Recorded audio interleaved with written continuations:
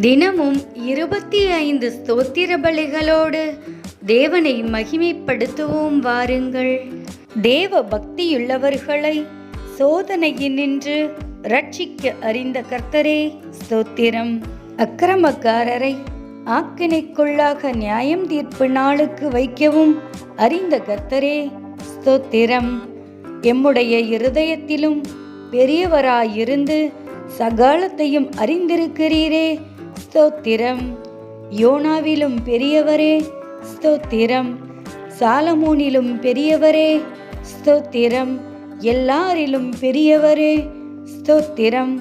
தேவாலயத்திலும் பெரியவரே ஸ்தோத்திரம். சீயோனில் பெரியவரே ஸ்தோத்திரம்.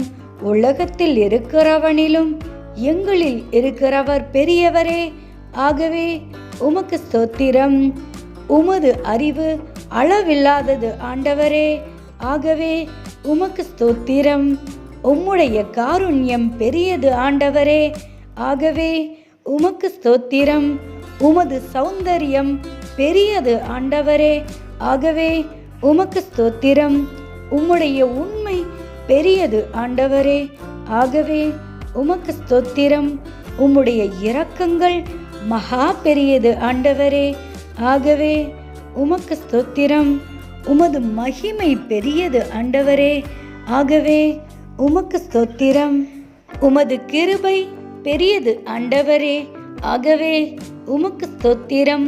பகற்காலத்தில் கிருபையை கட்டளையிடுவதற்காய் உமக்கு ஸ்தோத்திரம்.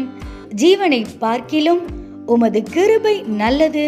ஆகவே உமக்கு ஸ்தோத்திரம். கிருபையையும் மகிமையையும் ஆளுபவரே உமக்கு ஸ்தோத்திரம். தேவனே, உமது கிருபை எங்களுக்கு அருமையானது.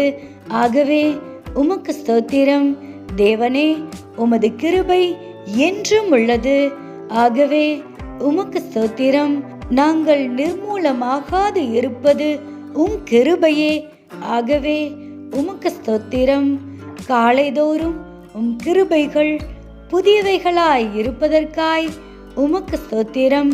கிருபையினாலும் இரக்கங்களினாலும் முடி சுட்டுகிறவரே உமக்கு ஸ்தோத்திரம்.